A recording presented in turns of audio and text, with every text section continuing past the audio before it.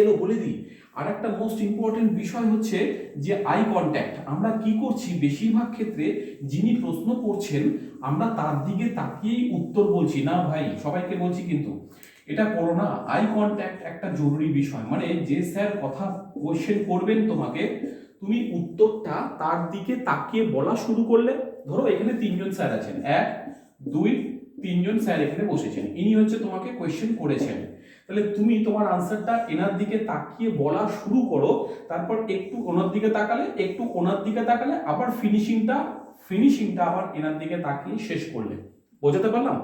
মানে তুমি উত্তর দেওয়াটা শুরু করছো যিনি কোয়েশ্চেন করেছে তার দিকে তাকিয়ে, তারপর এক এক করে সবার দিকে একটু চোখ বুলিয়ে নিলে, তিনজন হতে পারে, চারজন হতে পারে বোর্ড মেম্বার, সবার দিকে একটু করে তাকিয়ে তাদের অ্যাটেনশন তুমি দিলে।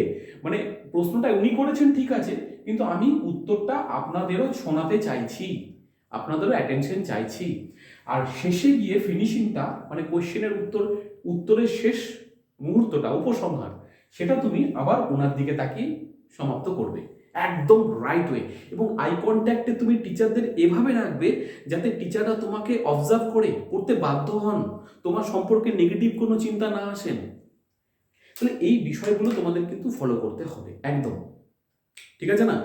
আর এই হবিটা পারলে সবাই যে যে বিষয় বলবে, ধরো কেউ যদি বলে সুইমিং, আমি দেখেছি যে সুইমিং বলে, তারপর গার্ডেনিং বলে, তারপর ফিশিং বলে, এগুলো মনে হয়েছে তোমাদের সহজলভ্য কিছু হবি, এগুলো বলে দেবো, পাশ কাটিয়ে বেরিয়ে যাবো। ভাই পাশ কাটাতে এভাবে পারবে না, আর এটা পদ্ধতিও নয়। তাহলে তুমি কি বলবে যে আমার যদি সুইমিং হয়, তাহলে আমার জানা উচিত যে সুইমিংয়ের কতগুলো ভ্যারাইটি আছে। ভাই সমস্ত কিছু গুগলেই রয়েছে, বের করে নাও সুইমিং সম্পর্কে। পৃথিবীর বিখ্যাত কিছু সুইমারদের নাম বলো, যেমন মাইকেল ফেলপস থেকে শুরু করে আমাদের ভারতের মিহির সেন, যা যা আছে একটু দেখে নাও। এই তো, এমন কিছু না। এবার তুমি যদি মনে হয় যে তোমাকে বলো তুমি জানো একদম পৃথিবীর সেরা সাঁতারু, হ্যাঁ স্যার মাইকেল ফেলপস, তিনি কোন দেশের বাসিন্দা, মাথায় আসছে না? না স্যার এটা কিন্তু মাথায় আসছে না আমার।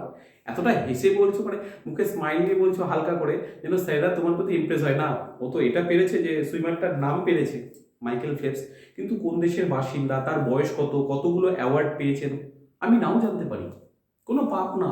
কারণ তুমি মাথায় রাখবে তুমি কিন্তু রিটেন ক্লিয়ার করেছো, তুমি মাঠ ক্লিয়ার করেছো, তুমি 100% একজন এলিজিবল।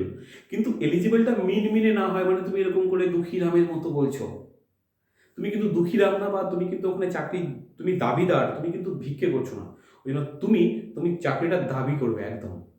এবার তোমাকে যদি একটা ক্রস কোয়েশ্চেন করে যে তোমাকে আমরা কেন সিলেক্ট করবো, একটা স্ট্রং পয়েন্ট বলো।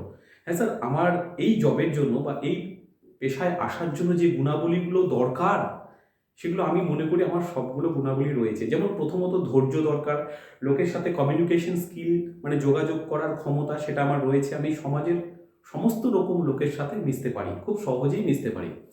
আর কি আছে, আর আমার বাচনভঙ্গিটা ভালো, যাতে কোনো একটা জায়গায় যদি প্রয়োজন হয় লোককে কথা বলে কনভিন্স করতে হবে, বোঝাতে হবে, সেটা আমি ধৈর্য সহকারে পারবো, এই গুণটা আমার রয়েছে।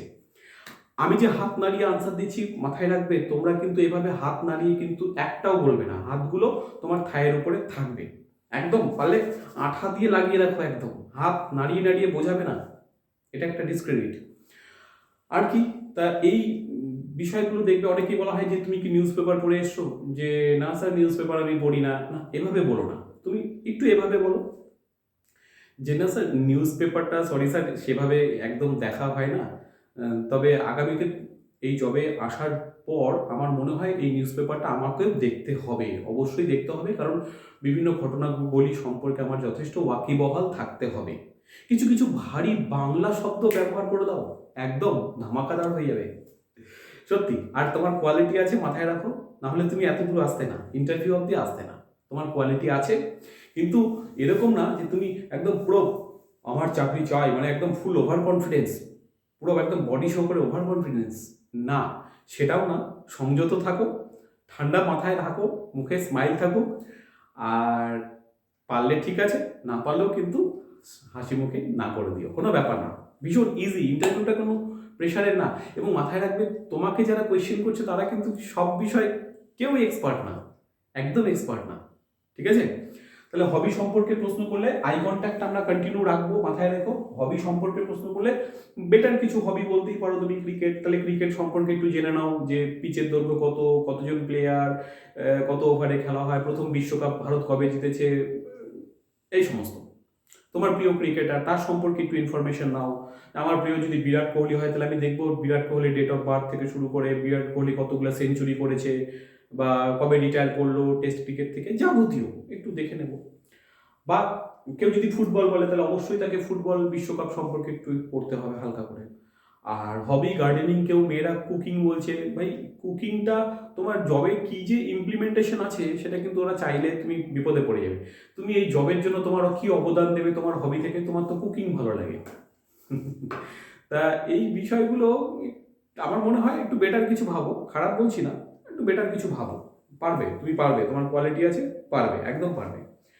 তা মোটামুটি একটু আইডিয়া দেওয়া হলো, বেশি শর্ট টাইমে দিলাম। তা চাইলে আরেকটু কোনো একটা পার্টিকুলার বিষয় নিয়ে যদি ডিসকাশন চাও অবশ্যই কমেন্ট করো, আমি সেই পার্টিকুলার টপিকগুলো নিয়ে আলোচনা করবো। সেটা পুলিশ ব্যবস্থা হতে পারে, সেটা কারেন্ট অ্যাফেয়ার্স রিলেটেড কী কী প্রশ্ন হতে পারে, ইন্ডিভিজুয়াল সাবজেক্টিভ, যদি চাও অবশ্যই কমেন্ট করো, আমি এক একটা টপিক নিয়ে একদিন করে আসবো, প্রমিস।